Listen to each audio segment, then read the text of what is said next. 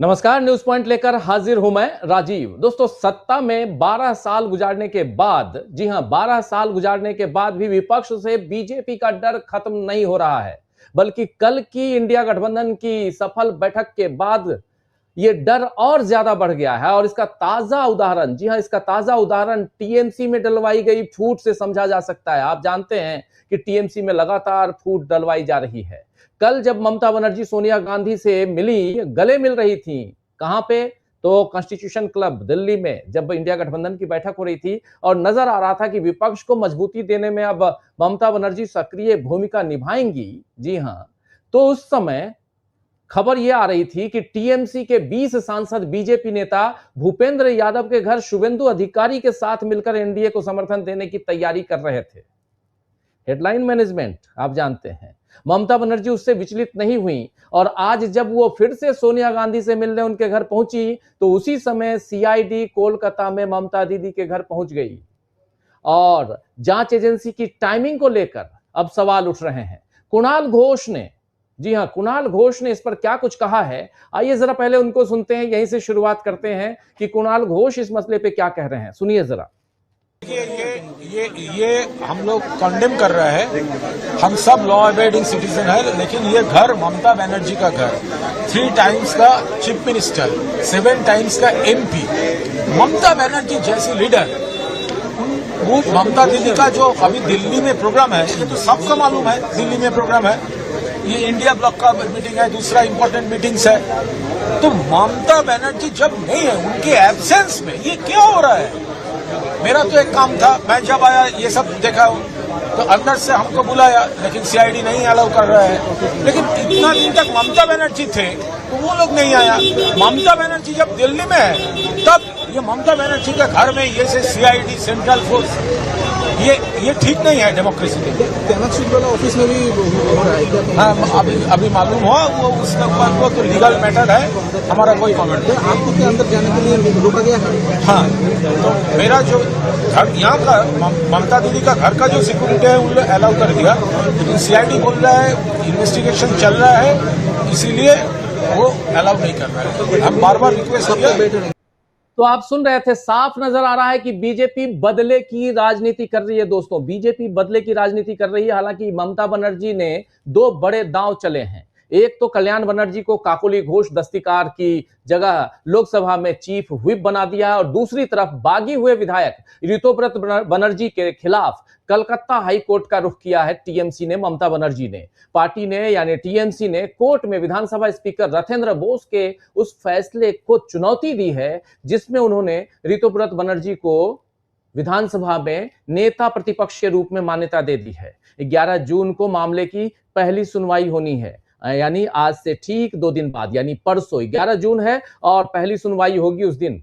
तो बागियों की मुश्किल तो ममता दीदी ने बढ़ा दी है, लेकिन इस पूरे खेल में बीजेपी की साजिश का भी पर्दाफाश हो गया है। हैरानी की बात है कि जिन लोगों ने 15 साल के टीएमसी शासन में सत्ता की मलाई खाई, अब अचानक उन्हें टीएमसी का शासन तानाशाही वाला लग रहा है और बीजेपी की जीत को वो लोकतंत्र की जीत बता रहे हैं। लेकिन असल में इसमें लोकतंत्र को नुकसान पहुंचाने का काम बीजेपी खुद कर रही है, क्योंकि सत्ता पर पकड़ बनाने के लिए वो न केवल विपक्ष को छल कपट से तोड़ रही है, बल्कि विचारधारा की राजनीति से लोगों का भरोसा कम कर रही है।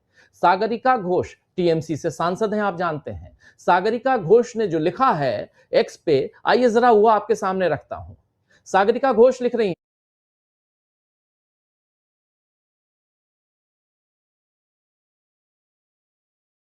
चुनाव जीतता है, लेकिन जैसे ही उस पार्टी को हार का सामना करना पड़ता है, वो उसी पार्टी और नेता का साथ छोड़ देता है।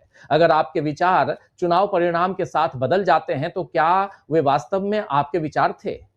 सागरिका घोष ने आगे कहा है कि आप किसी पार्टी के चुनाव चिन्ह पर चुनाव लड़ते हैं, आप मतदाताओं से पार्टी पर भरोसा करने की अपील करते हैं, आप उस पार्टी के समर्थन और उसके नेताओं की अपील के आधार पर जीतते हैं और फिर पार्टी हार जाती है और आप तुरंत पाला बदल लेते हैं।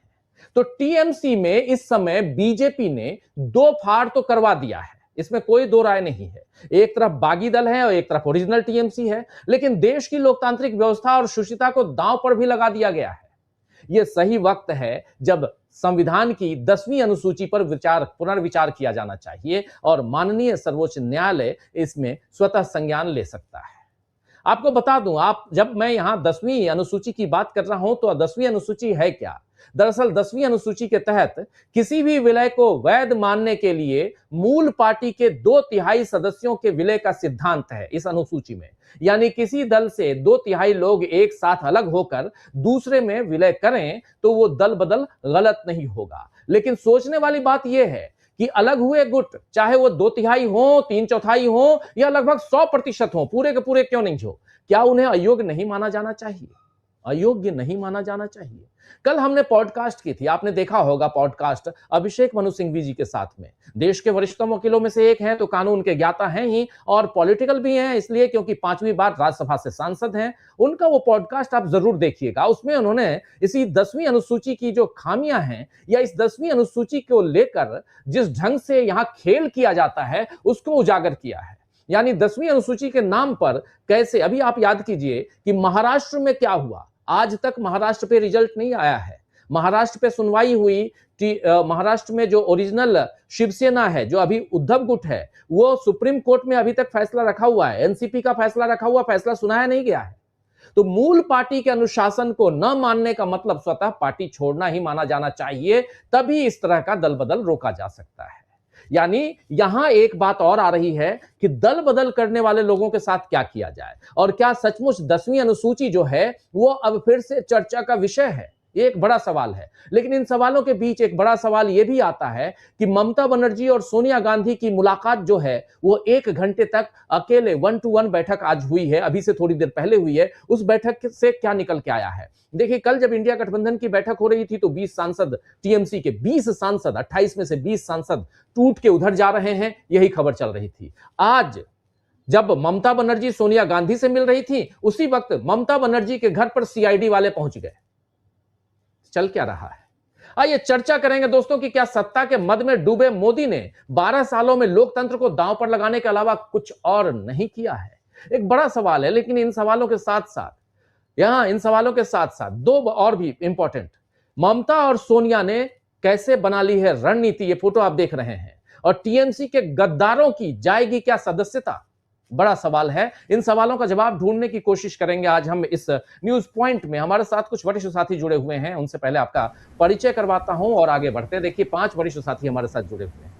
हमारे साथ जुड़े हुए हैं अमलेंदु उपाध्याय जी, हमारे साथ जुड़े हुए हैं प्रोफेसर अखिल स्वामी जी, प्रशांत टंडन जी हमारे साथ जुड़े हुए हैं, हमारे साथ अनिल सिन्हा